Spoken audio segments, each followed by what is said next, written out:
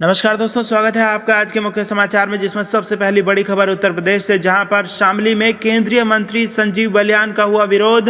भाजपा नेताओं को गांव में घुसने से रोका गया और किसान आंदोलन का ये असर देखने को मिला है। दूसरी बड़ी खबर में जिक्र होगा कि तेल की बढ़ती कीमतों के विरोध में सड़कों पर उतरी कांग्रेस, साइकिल से ऑफिस पहुंचे रॉबर्ट वाड्रा।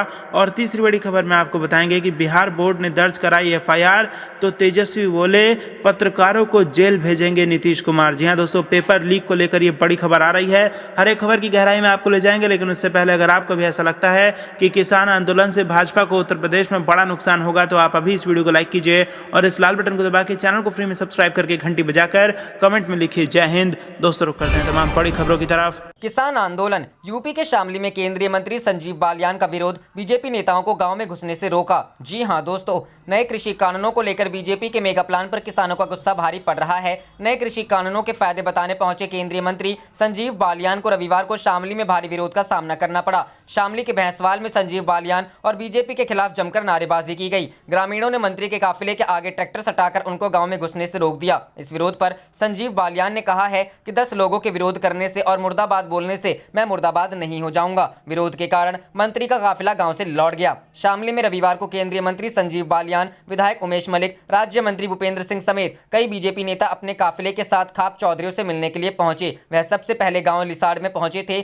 जहां पर उन्होंने मलिक गटवाला खाप के चौधरी बाबा राजेंद्र सिंह से उनके आवास पर मुलाकात की। इस दौरान भी बीजेपी के इन नेताओं को किसानों की खरी खोटी सुननी पड़ी। इसके बाद केंद्रीय मंत्री संजीव बालियान की अगुवाई में बीजेपी नेताओं का काफिला भैंसवाल गांव पहुंचा, जहां काफिले के आगे ट्रैक्टर सटाकर गांव में घुसने का विरोध किया। इतना ही नहीं, जब गांव में मंत्री का काफिला जा रहा था तो ग्रामीणों ने जयंत चौधरी जिंदाबाद, किसान एकता जिंदाबाद के नारे लगाए और संजीव बालियान का विरोध किया। केंद्रीय मंत्री संजीव बालियान की अगुवाई में बीजेपी नेताओं को खाप चौधरी बाबा संजय कालखड़े, गटवाला खाप के बाबा हरिकिशन बुडीना, खाप चौधरी बाबा सचिन व निर्वाल खाप के चौधरी बाबा धर्मवीर सिंह निर्वाल से मुलाकात करनी थी। खाप चौधरियों ने उनसे मिलने से इनकार कर दिया और वो गाजीपुर बॉर्डर के लिए रवाना हो गए। रुख करते हैं अगली खबर की तरफ। Paper leak. बिहार बोर्ड ने दर्ज कराई FIR, तो तेजस्वी बोले पत्रकारों को जेल भेजेंगे नीतीश कुमार। जी हां दोस्तों, बिहार बोर्ड ने मैट्रिक की अंग्रेजी विषय की परीक्षा का पेपर लीक होने की गलत सूचना सोशल मीडिया पर फैलाने के आरोप में 2 लोगों पर FIR दर्ज कराई है। बोर्ड ने बताया कि उत्कर्ष सिंह और राहुल यादव के विरुद्ध प्राथमिकी दर्ज की गई है।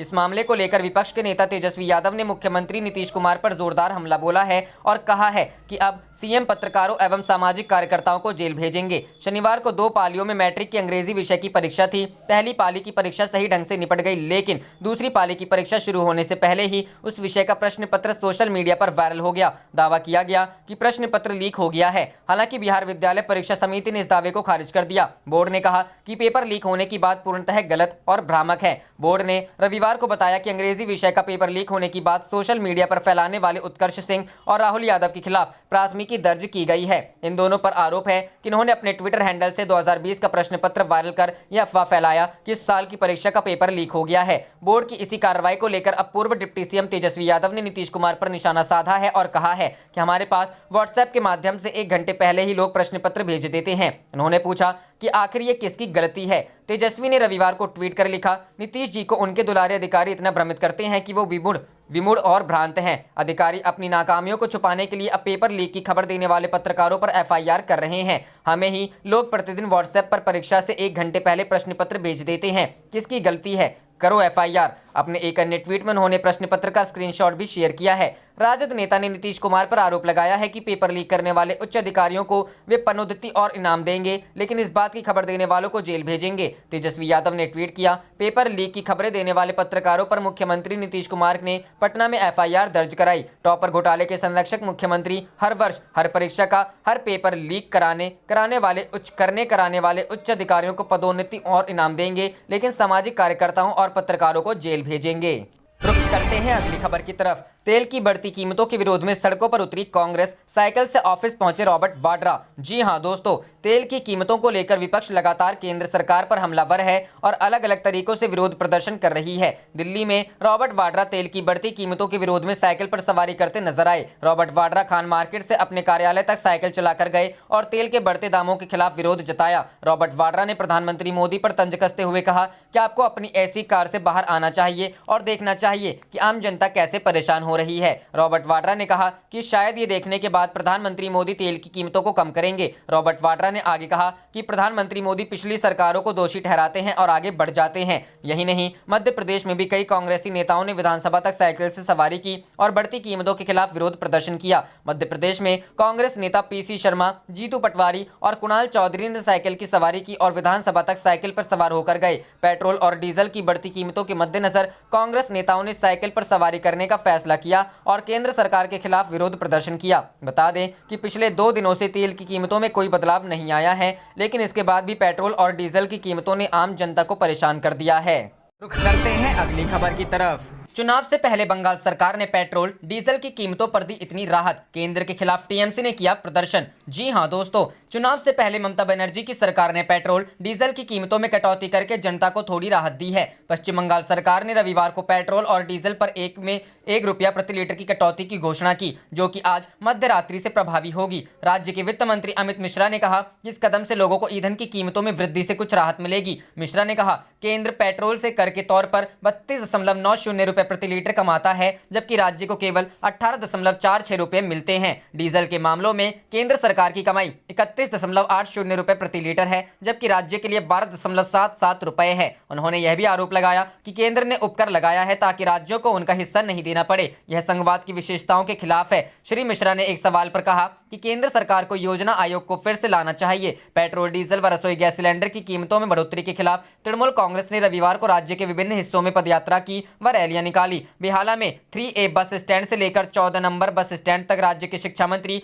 पार्थ चटर्जी के नेतृत्व में रैली निकाली गई। रुख करते हैं अगली खबर की तरफ। तेल की बढ़ती कीमतों पर सोनिया गांधी का पीएम मोदी को लेटर, लोगों की तकलीफ बढ़ा मुनाफाखोरी कर रही सरकार। जी हां दोस्तों, कांग्रेस अध्यक्ष सोनिया गांधी ने प्रधानमंत्री नरेंद्र मोदी को ईंधन के बढ़ते दामों को लेकर पत्र लिखा है। उन्होंने कहा है कि कीमतें ऐतिहासिक एवं अव्यवहारिक है। ईंधन के बढ़ते दाम वापस लिए जाएं और इसका लाभ हमारे मध्यम एवं वेतनभोगी वर्ग, किसानों, गरीबों तक पहुंचाया जाए। सोनिया गांधी ने कहा कि जिस तरह जीडीपी गोता खा रही है और ईंधन के दाम बेतरतीब बढ़ रहे हैं, सरकार अपने आर्थिक कुप्रबंधन का ठीकरा पिछली सरकारों पर फोड़ने में लगी है। कांग्रेस अध्यक्ष ने आरोप लगाते हुए कहा है कि सरकार लोगों की तकलीफों का बढ़ाकर मुनाफाखोरी कर रही है। कांग्रेस अध्यक्ष सोनिया गांधी ने पत्र की शुरुआत में लिखा, मैं यह पत्र आपको आसमान छूती तेल व रसोई गैस की कीमतों से हर नागरिक के लिए उत्पन्न गहन पीड़ा एवं संकट से अवगत कराने के लिए लिख रही हूं। एक और, भारत में रोजगार खत्म हो रहा है, कर्मचारियों का वेतन घटाया जा रहा है और घरेलू आय निरंतर कम हो रही है। तेजी से बढ़ते महंगाई और घरेलू सामान एवं हर आवश्यक वस्तु की कीमत में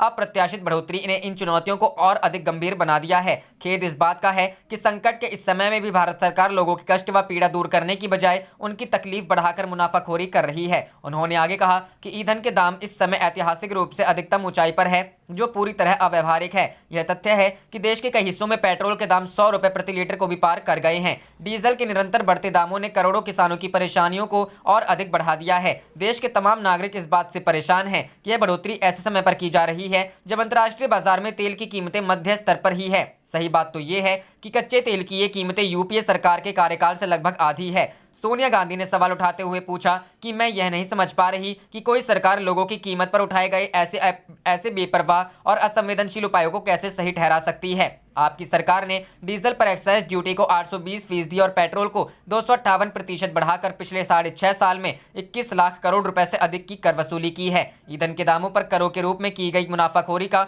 देश के लोगों को कोई लाभ नहीं मिला। बता दें कि पेट्रोल डीजल की कीमतों में आज 13वें दिन राहत मिली है। आज कीमतों में कोई भी बढ़ोतरी नहीं की गई है। कल शनिवार को दिल्ली में पेट्रोल 39 पैसे प्रति लीटर चढ़कर 90.58 रुपए पर चला गया था। डीजल भी 37 पैसे का छलांग लगाकर 80.97 रुपए प्रति लीटर पर पहुंच गया। आज दिल्ली में पेट्रोल का रेट 90.58 रुपए और डीजल का भाव 80.97 रुपए है।